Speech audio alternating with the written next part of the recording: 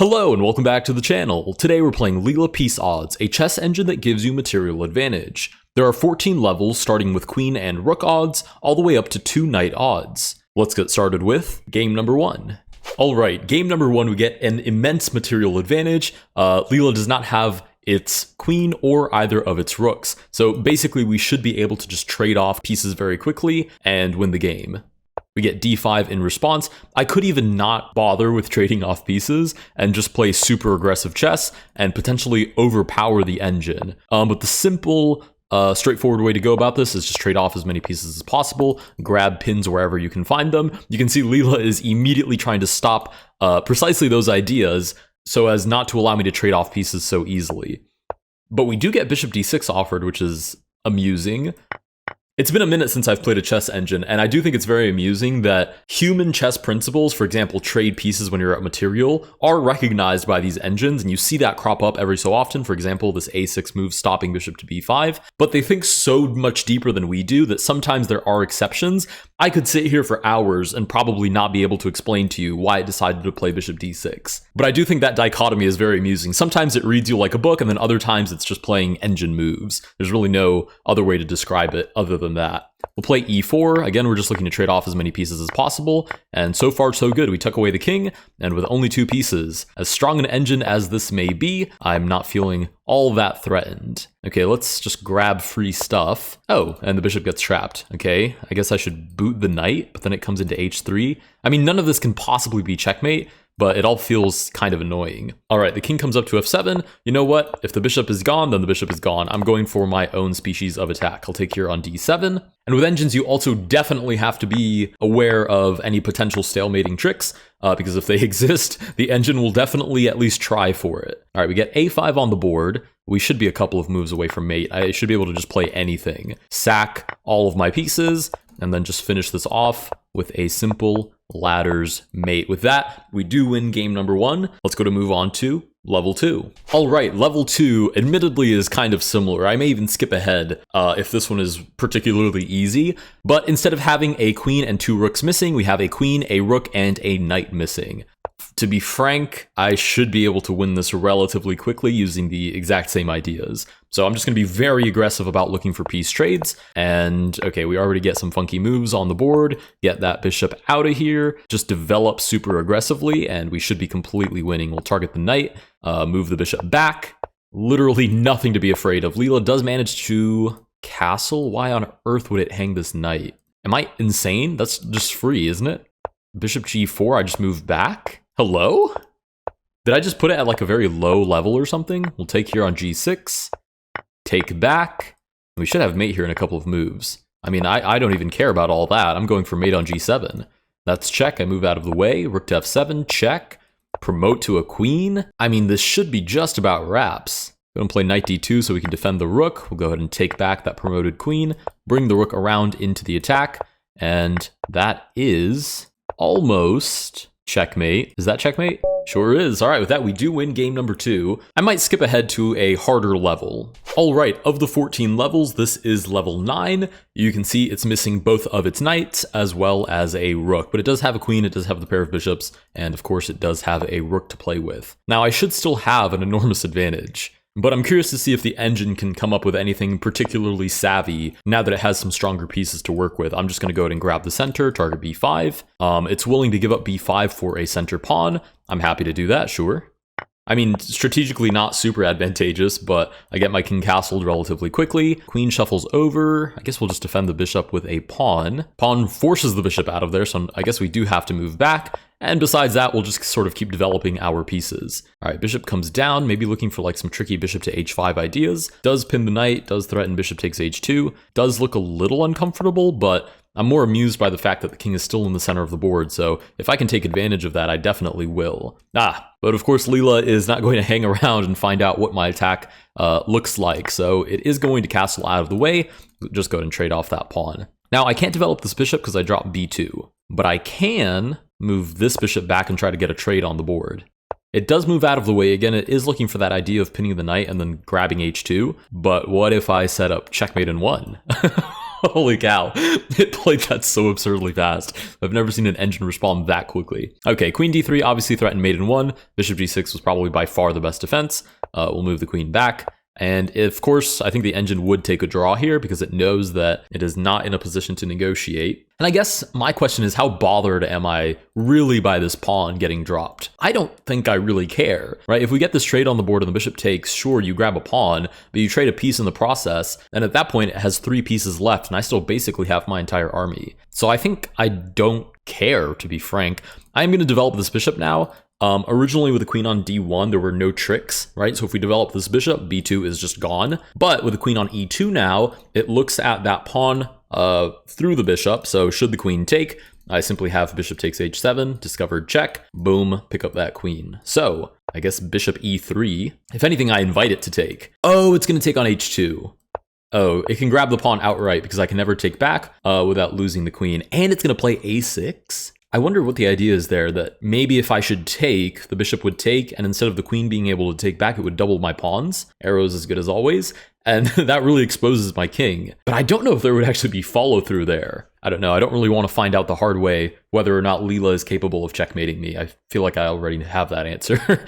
Okay, let's go.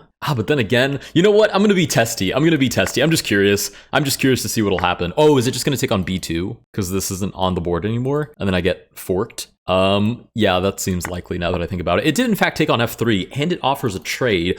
Okay, I was looking at this wrong. It doesn't care about checkmate, I don't think. I think it's just looking for me to trade off here, so it can get the queen on these 2 columns, or rather these 2 files, and then it can get 3-fold repetition. Is there a way for me to stop that is the question. There should be, right? I should just have queen to a4, and then I cover both of these squares, and I should be fine. I mean, it can take on f3, but I just shuffle out of the way. And there's no more checks because my queen is there. Then I just shuffle the queen over, put some pressure on h7. I can always block on g2, and the 3-fold idea is basically out the window. Okay, so again, we have a extremely concrete advantage. Now, let's just get the rook on the open file. I mean, I can play with super basic principles, and I should be able to simplify this relatively comfortably. It does cut off the bishop's line of sight into the king's position, but it also allows check. King does move up. If I get the queen on this long diagonal, I'd be very happy, but I'm more concerned about the fact that my queen is defending my king, and there's now a rook trying to get involved. So I think I should stop that.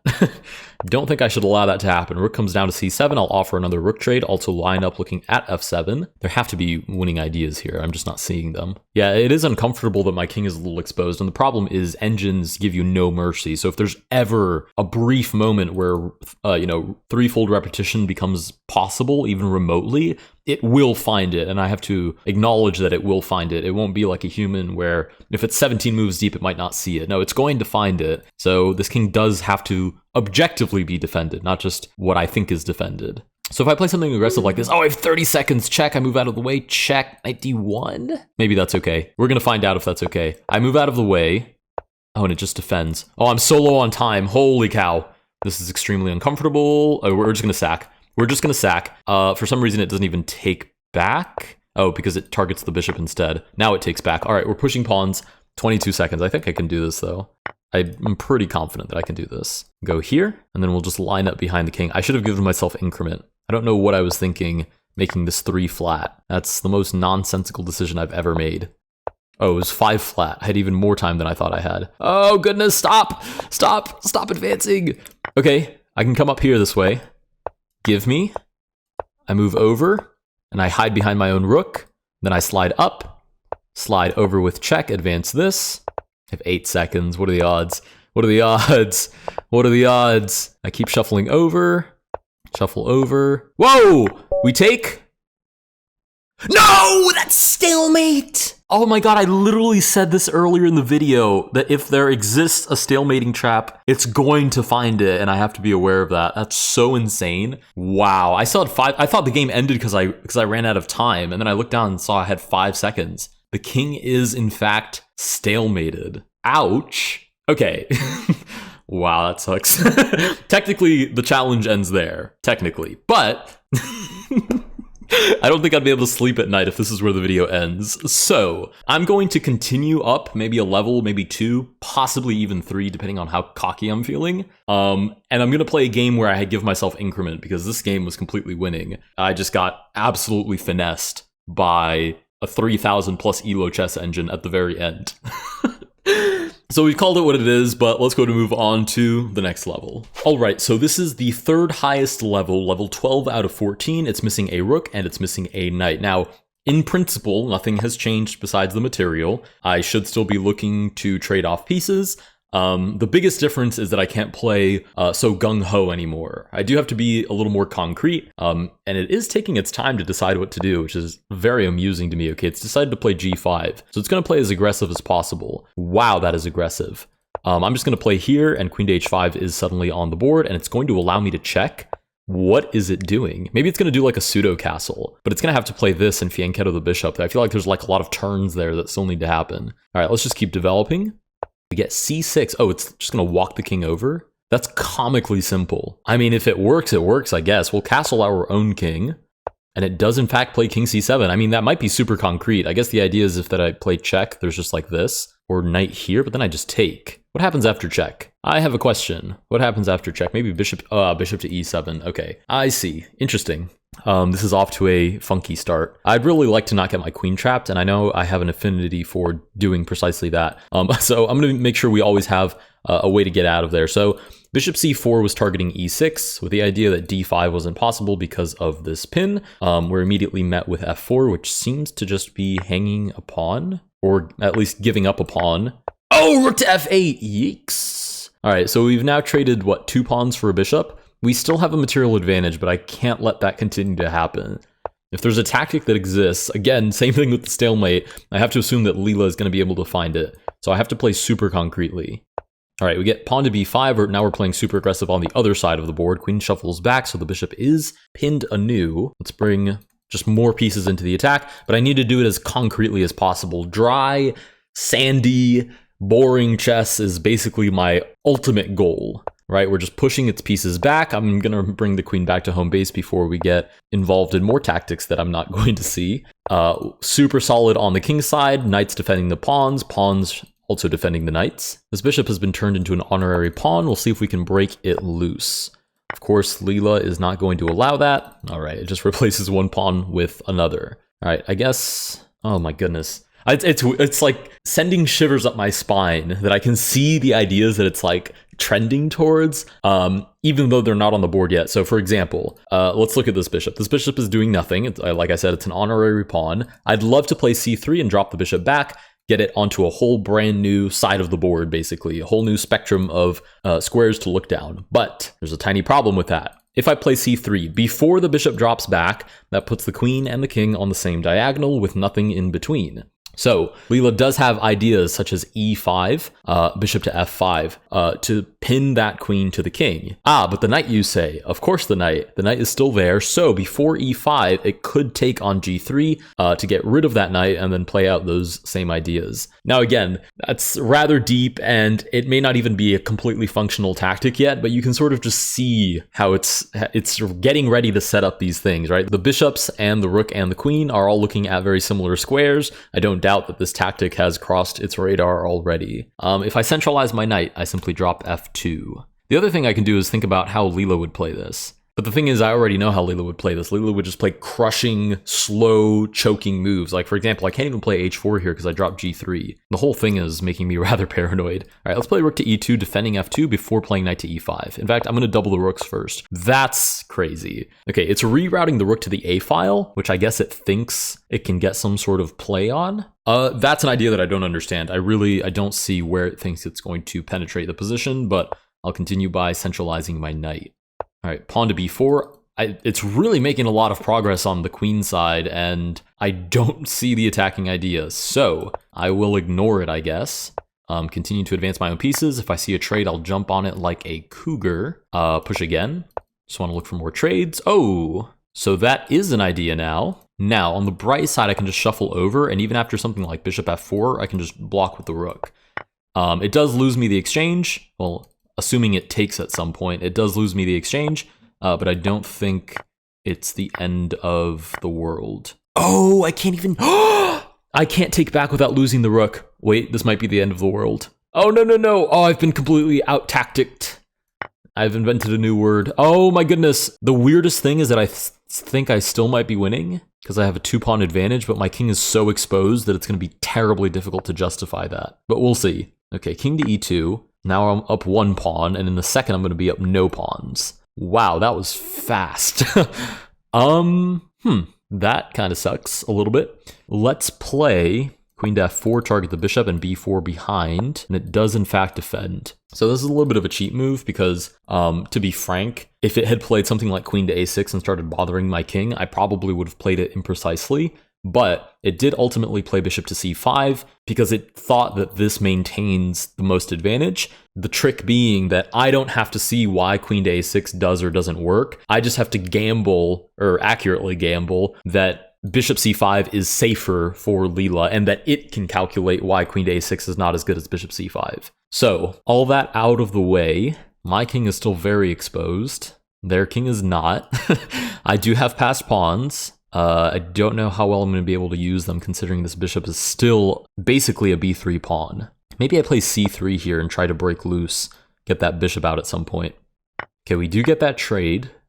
Oh, king goes back? Wait a minute. Isn't there like a check here that's like really annoying, or is king b6 just fine? I mean, I don't even know why I played king b7 in the first place. It must think that I have some sort of counterplay, so I'm going to play like I do. I'm going to pretend like I do have counterplay, because it's giving symptoms of not feeling comfortable in this position. Pawn to d4, again, it's doing a great job of blocking in my pieces. I'm gonna try and do a great job of not letting that happen, at least not too much. Queen comes down, hits the bishop, hits the pawn. I can't defend both at the same time without advancing my king. Do I want to advance my king into the face of Leela piece odds? Not really. Let's try it out. Let's see what happens. I might be safe because we have opposite colored bishops, so I might somehow be okay. We'll block c3. Oh, it's gonna unblock c3. Oh, no, no, no, this is not good. Oh, and then check and I drop the bishop. Oh, and I have 36 seconds. Oh, you gotta be kidding me. Okay, queen to e2 and then king e4 might be fine. Is this somehow okay?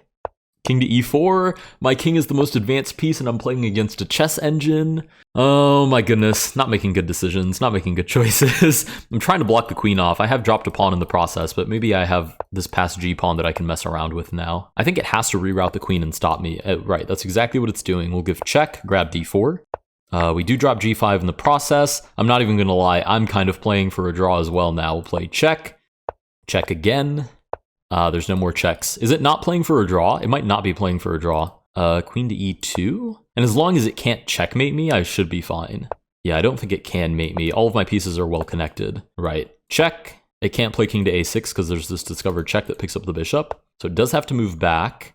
Queen to g6 hits this. If we do get checked, I just move down and the queen defends the bishop by discovery. I can't really take this because, again, they have that check, which grabs the bishop. So check again. Move back to g6. It's allowing me to pick up c6, but not without this check, which again loses me the bishop, so not ideal.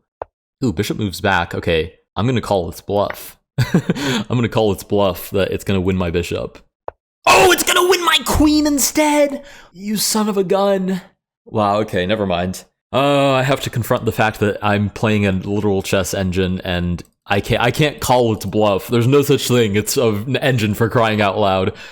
Surely I will be able to draw this with 15 seconds and won't be systematically pushed into a corner and then fumigated like termites out of a woodshed. Certainly not. I'm going to walk this out, but I think we all kind of know how this ends.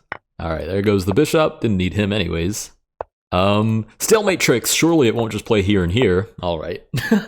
With that, we do lose against Leela. If you guys did enjoy this video, please consider liking and subscribing. I will put it down in the first link in the description below if you want to try it out for yourself. Let me know in the comments what level you get to, or if there are any other bots like this on Lee Chess that you'd like to see me play. Thank you guys so much for watching, and I'll see you guys in the next one.